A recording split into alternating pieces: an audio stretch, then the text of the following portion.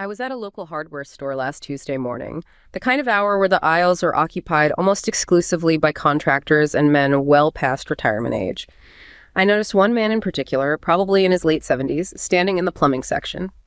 He was wearing a faded navy work jacket with a logo for a construction firm that I'm fairly certain went out of business a decade ago. He wasn't just browsing, he was gripped by a specific brass coupling, turning it over in his hands with the intensity of a diamond appraiser. When a younger guy in a rush paused nearby, looking confused at the shelf, the old man's entire posture shifted. He didn't just offer a tip, he launched into a masterclass on joint integrity and water pressure. For those 3 minutes, he was radiant. His voice had authority, his movements were precise, and he looked, for lack of a better word, necessary. He was back in the world of organic solidarity, where his specific knowledge gave him a seat at the table. But then the inevitable happened. The younger man offered a polite, hurried thanks, grabbed a plastic alternative, and disappeared toward the checkouts. The old man stood there for a long moment, the brass part still in his hand. The light in his eyes didn't just dim, it extinguished.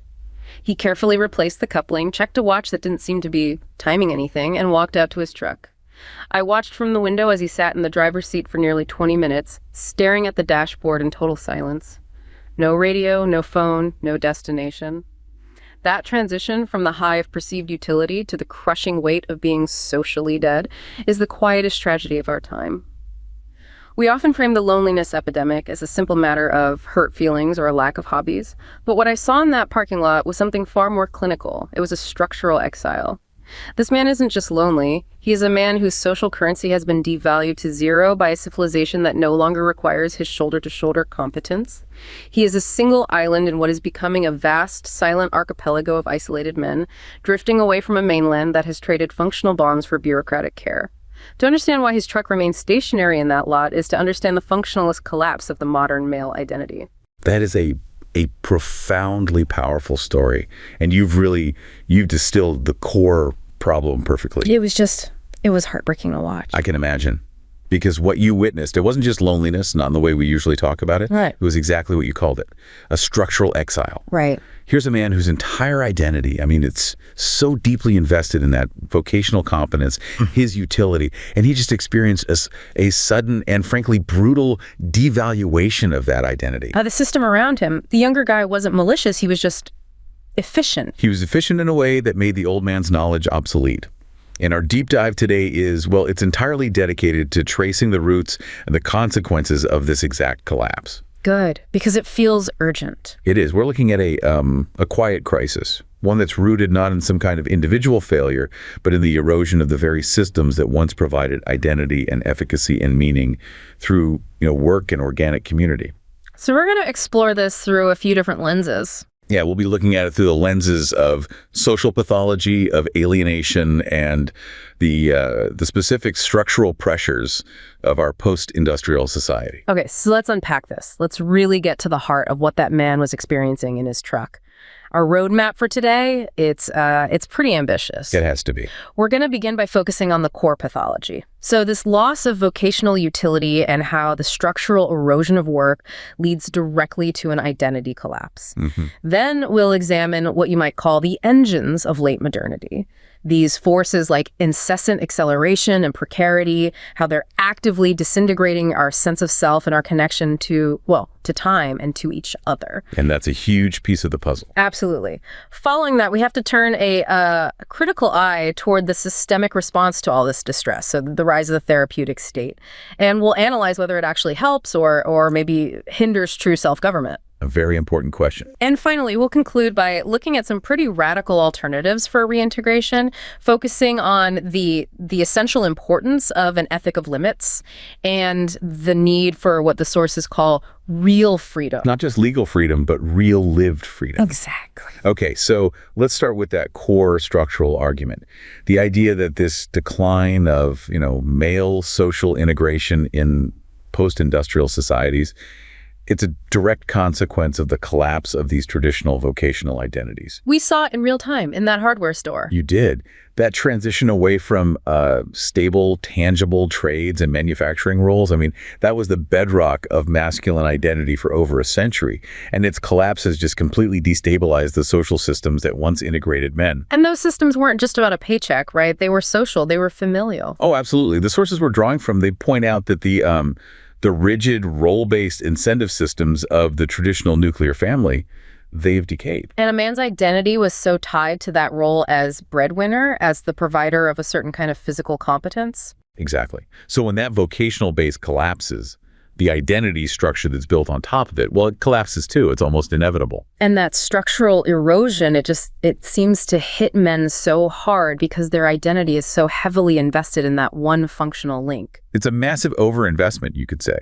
For so many men, the core question of who they are is answered by what they can produce or what they can fix or what they can provide. So when the market stops needing that specific, tangible knowledge of joint integrity and water pressure, it's not just a job loss. I mean, that's the key.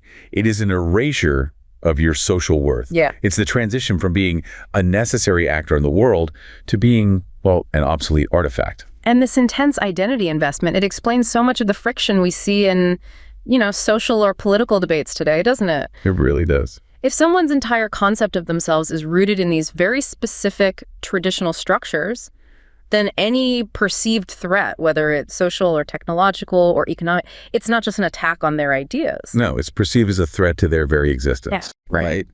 And that's why this resistance to change is often described as an unconscious preservation strategy. It's not always a calculated or ideological choice. It's an attempt to safeguard a self that has been constructed on this foundation of vocational utility and role-based coherence. So when that foundation gets shaken, the individual fights back. They fight against what they perceive as the complete destruction of their identity. And this pathology, it doesn't just confine itself to older, structurally exiled men. I mean, the consequences are tragically visible in the younger generations, too. Oh, absolutely. It's a generational crisis. We see data points highlighting that many boys now have little realistic prospect of obtaining what was traditionally considered a proper job, a stable, identity-defining role with some upward mobility and social respect. And that lack of prospect is it's a tragedy. Because if you know deep down that the system doesn't really have a stable, meaningful place for you, why would you invest? Why would you go through the difficult process of self-improvement or getting qualifications? Exactly. The lack of a viable future, of future utility, it undermines motivation. It undermines self-esteem to such an extent that young men they disengage.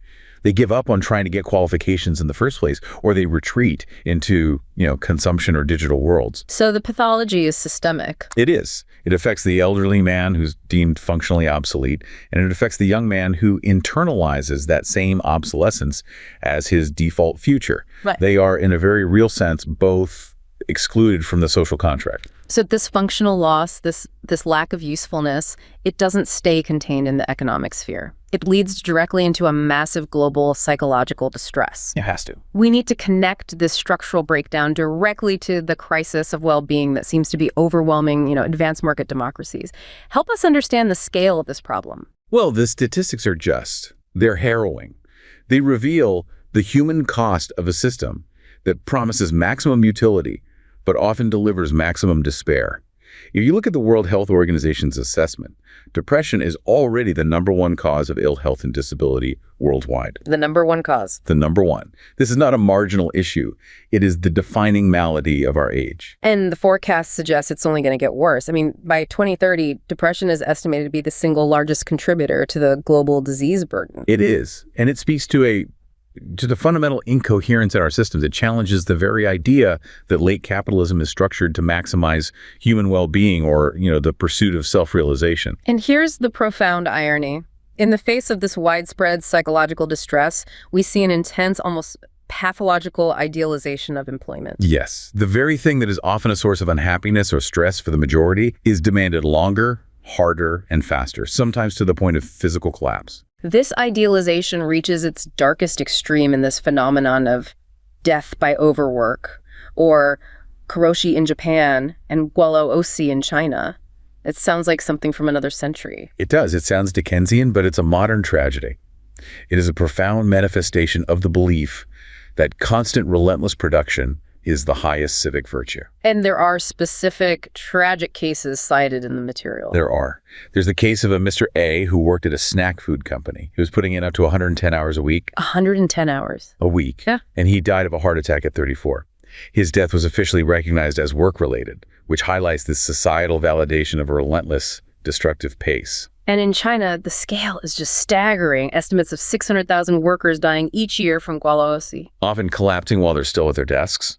Or you have the case of Moritz Earhart, the 21-year-old Bank of America intern who died after working a reported 72 consecutive hours. These are extreme outliers, of course, but they point to something, don't they? A structural idealization of employment where the company demands and the individual internalizes this mandate of constant, often self-sacrificing production. The worker is treated less like a human being and more like an endlessly renewable resource, which of course they are not. To really grasp the functional and psychological cost of this, we need to bring in a philosophical concept, this idea of alienated labor. Yes, rooted in Hegelian Marxist thought, specifically what's called the appropriative model. In plain terms, labor is the process by which we shape the world. And in doing so, we actually shape ourselves. So if non-alienated meaningful work is the goal, how is that defined? What does that look like when it's working correctly? Well, non-alienated labor is the externalization and objectification of the subject's essential capacities. It's that moment when you take a skill or a thought or an effort and you apply it to the external world and you see it reflected back in a way that validates you, makes the world feel coherent and manageable. This is what we call appropriative efficacy. Exactly. It's a bit of a mouthful. It is, but it's a brilliant idea. It is. It's the capacity for successful acts of appropriation of both the self and the world. It's that formative, practico-sensory dimension of work that leads to self-realization. Because you are cultivating and deploying your human powers successfully. You're making your mark. Let's immediately connect this back to the opening story.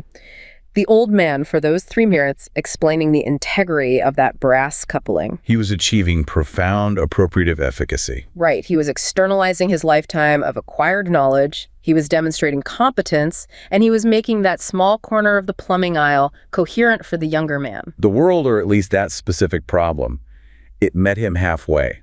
It was resonant. He spoke, and it answered. It was a successful act of appropriation. He wasn't just performing a task. He was demonstrating a cultivated self through that task.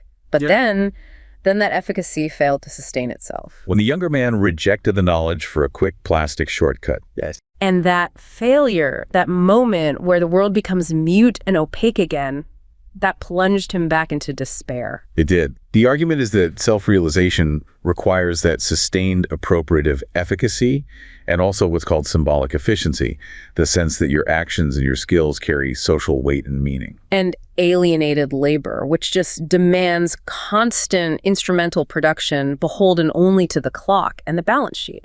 It robs the subject of both of those things. It does. It makes them feel like a mere resource, a thing, rather than an entity whose being is an issue for them. So the deep functional cost is the loss of the ability to make the world resonate with our unique capabilities. And that's why the structural exile is so emotionally devastating. Precisely. So if the collapse of vocational utility is the core pathology, we now need to look at the engines that are accelerating this collapse in late modernity.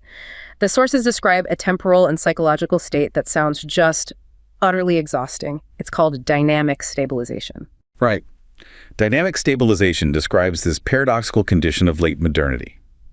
The system's stability actually relies entirely on perpetual instability. That sounds like a contradiction. It is. It's an escalatory logic that demands incessant acceleration across 3 major dimensions: technical, social, and cultural reproduction, just to maintain the status quo, not even to reach a better future. So if I'm understanding this dynamic stabilization correctly, the system is like a shark. It has to keep moving forward or it dies.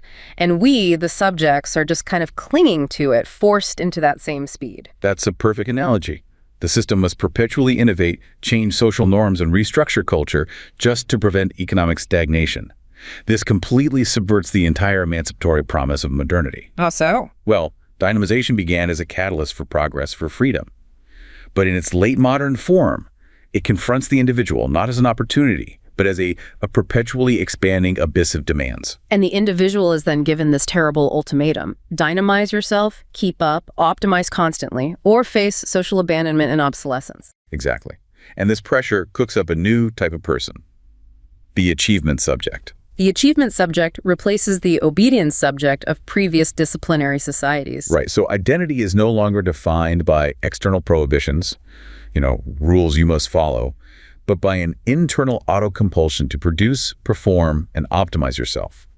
We internalize the market logic and essentially become our own little corporation, Me Inc. We become the authors and creators of ourselves, fashioning ourselves as this homo liber, this ghostly self-made sovereign. We convince ourselves we are self-made, that we owe nothing to tradition or community or even our past self. It sounds so liberating on the surface. It does, but it leads directly back to the distress we mentioned earlier, burnout and depression. They are two sides of the same catastrophic coin. The self is defined as a reflexive project, which means it's always mired in chronic revision, constantly adjusting to new data, new market demands, new social trends. So burnout is the illness of hyperactivity and self-optimization. It's the subject trying desperately to keep pace with an infinite demand. And depression is the illness of inadequacy and self-responsibility.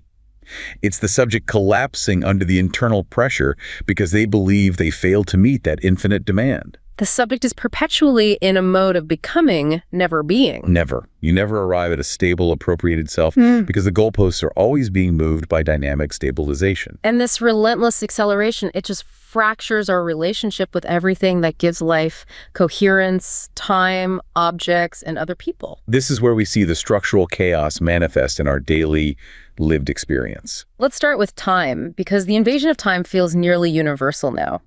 The sources discuss this pathology of desynchronization, leading to what they call the long-short experience.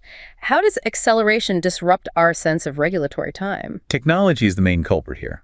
The displacement of regulatory time, those boundaries between work and life, it means that because employees can answer emails or take calls outside of work hours, they are functionally compelled to do so. We lose our temporal sovereignty, the ability to fully disengage. Completely. We are never truly at work, which means, in a very profound sense, we are always at work. And the subjective experience of this is so strange. Throughout the day, time can feel interminably long, sitting in traffic, grinding through tedious tasks. But when you look back at the week, the entire course of time is remembered as short. Nothing happened. I spent all my time at the office or commuting. Yes, this is the long-short experience of modern time. And critically, this proliferation of short, disparate episodes, or Leibnizian, it means we are poor in genuine lived experiences, or Erfahrungen. That's a key distinction. Think of it this way. We're constantly collecting these short, disconnected clips, like for an Instagram story. But we're failing to write the cohesive novel of our lives. Time just slips through our fingers in these little fragments. Fragments that we fail to appropriate. And this results in a deep structural failure to gain control over our own temporality. That lack of appropriation extends right into the world of physical objects, what's called the disposal world. Right.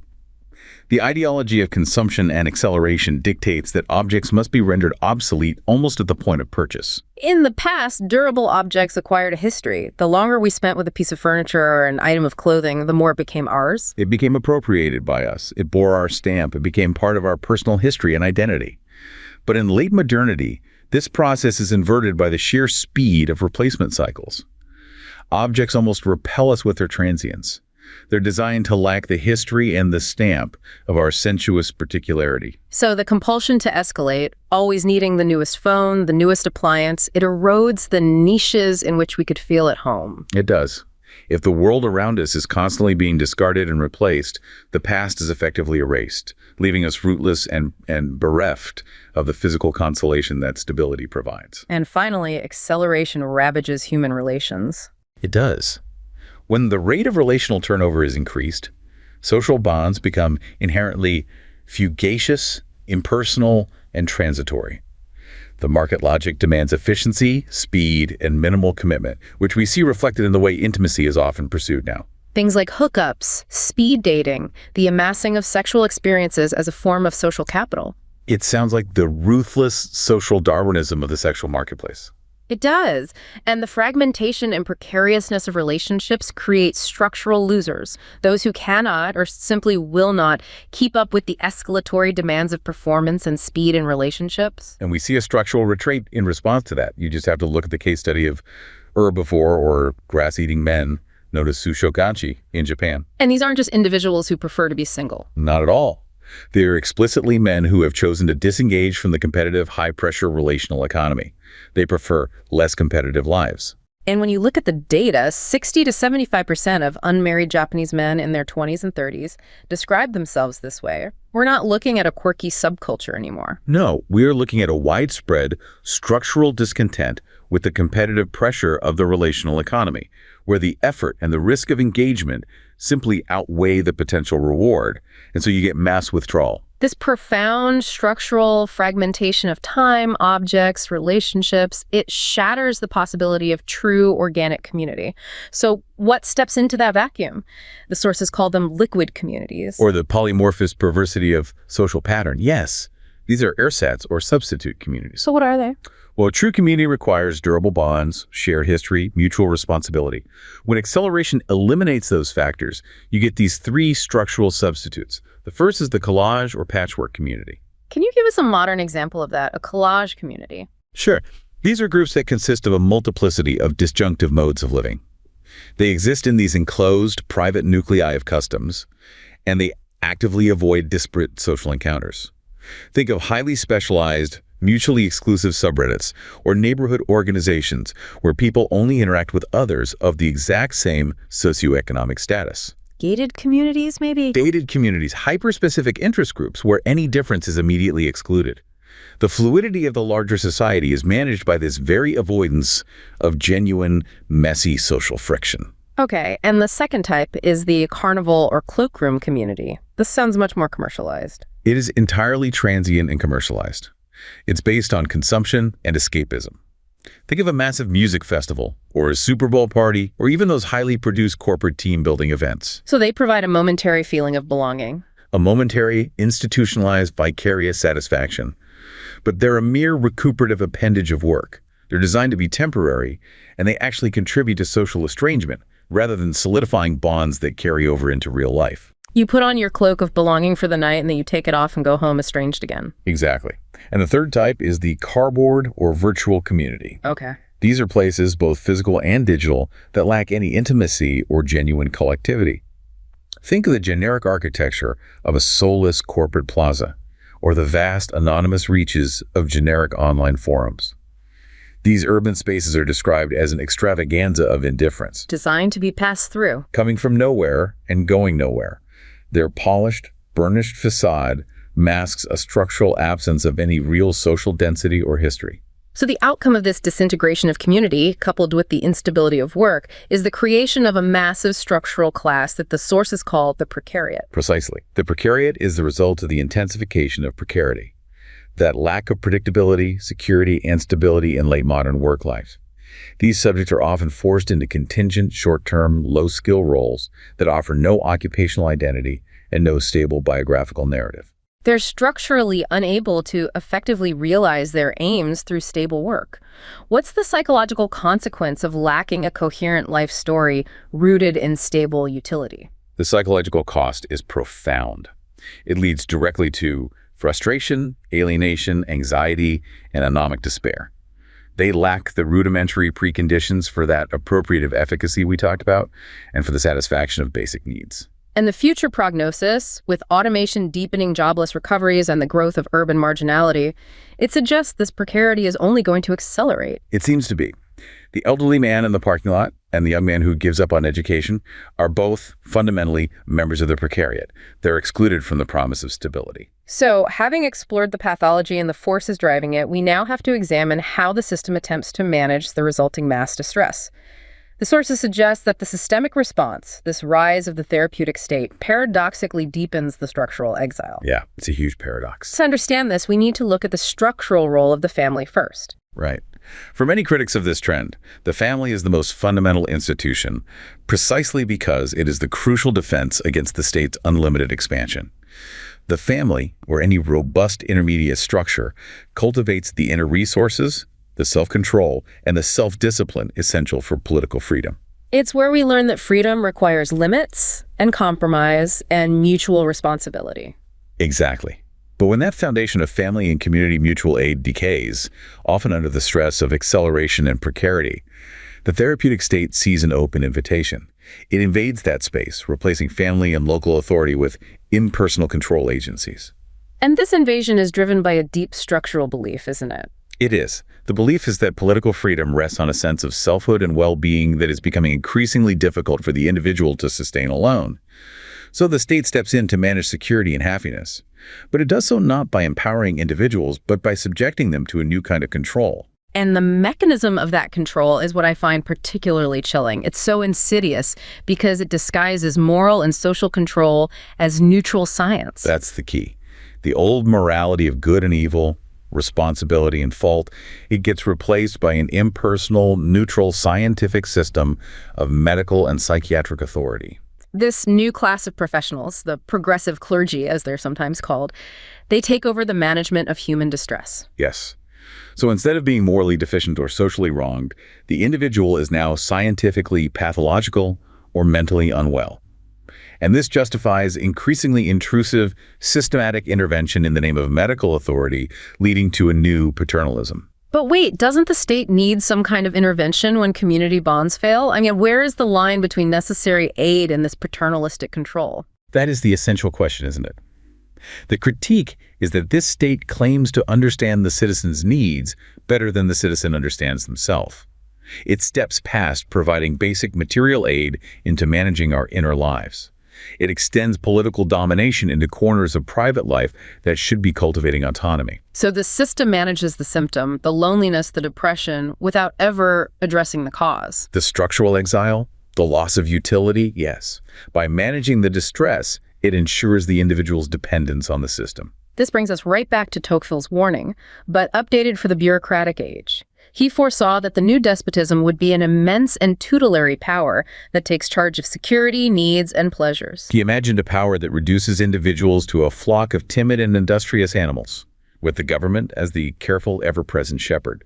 And crucially, he said it doesn't tyrannize overtly, it hinders, it represses, it enervates, it extinguishes, it stupefies. And Christopher Lasch later modernized this warning, noting that our contemporary system achieves its control through psychological manipulation and surveillance, rather than overt tyranny. Yes, the state, by weakening our capacity for self-direction and self-control, creates new, more constricting forms of social cohesion where the individual remains structurally dependent. This over-reliance on impersonal control and formal rights, it leads us to a paradox. Freedom itself can become a source of pathology. A huge paradox. Individual legal and moral freedom, while absolutely necessary, is structurally insufficient for self-realization when it's taken as the whole of freedom. Right. When freedom is equated solely with unlimited choice and non-binding commitments, which are the hallmarks of that achievement subject we discussed, it generates severe psychological instability. The individual becomes autonomized, separated from the stabilizing constraints of tradition and community, and the result is a crisis of will. And the key symptom of this crisis is chronic abulia. Literally without will. It's diminished motivation, indecisiveness, aimlessness. It's the inability to commit to a direction in a world with infinite possibilities. So how does abulia manifest? It manifests as a permanent retreat into the sphere of formal rights. The individual uses the interruption of social obligations and the postponement of communicative demands as a means of freeing oneself from the painful necessity of having to make any consequential commitments. It's a profound, chronic willlessness, a failure to actively make one's life one's own, preferring potentiality over actualization. That's it, exactly. And the classic literary illustration is the character Oblomov, who really embodies this pathology. He does. Oblomov's deep-seated indecisiveness and his fear of wading into the life world of commitments. It results in a retreat into a state that's often described as a second childhood. He avoids responsibility and consequential action, preferring to lounge in bed, perpetually planning a life he never actually starts. And his fate is ultimately determined by a solicitous caretaker, Agafia, who insulates him from attachments until he dies peacefully. He chooses perpetual insulation, a kind of therapeutic state intervention, if you will, over authentic, limited action. In modern terms, we see this translated into abolic commitment phobia. The case of Eugene, mentioned in the sources, is a perfect, painful example of this modern crisis. It is. Eugene was deeply involved with Susanna. She wanted a family. She wanted children. She wanted a fixed, stable future with him. And Eugene loved her. But he hesitated endlessly. He constantly scrutinized himself, the relationship, his options. He analyzed the choice to death without ever making the leap. And the result was that he broke up with her. Because he confessed that he just couldn't decide what I wanted to do. He internalized the pressure of boundless choice, believing that any commitment would foreclose infinite future possibilities. So rather than settling into an authentic, limited relationship, he permanently retreated into his formal rights, prioritizing the avoidance of commitment over the self-realization of his own stated desires. It demonstrates how legal freedom, when it's untethered from ethical life, actually undermines the conditions for a successful existence. The fear of making the wrong choice becomes so paralyzing that the subject chooses nothing. So to find a genuine path out of this structural collapse, we have to challenge the core philosophy that underlies the whole system, this ideology of progress. The sources suggest that progress acts like a God term. A God term, yes. Richard Malcolm Weaver defined it as an incontestable word that coordinates a socially respectable vision. And in modern society, progress is that term. It is a secular religion that promotes change for its own sake, demands constant escalation, and fundamentally denies human limits. It promises an endless expansion of power and control through technology and rationalistic schemes. And this ideology leads to an engineering mindset. It insists that all human limits, social, economic, even emotional, can be overcome and managed by science and professional expertise. This worldview, by its very nature, is vehemently anti-conservation because it enshrines change over permanence. This structural critique leads to the compelling argument for an anti-capitalist conservatism, which sounds like a contradiction. It does. It was championed by thinkers who opposed the centralization of power. Wilhelm Röpke and Lasch, for example, argued that large-scale corporate capitalism is, in fact, the great destroyer of tradition. So why would corporate capitalism be seen as the enemy of conservatism? Because the market, especially when it's driven by the demands of dynamic stabilization, fosters a rootless, restless mode of life.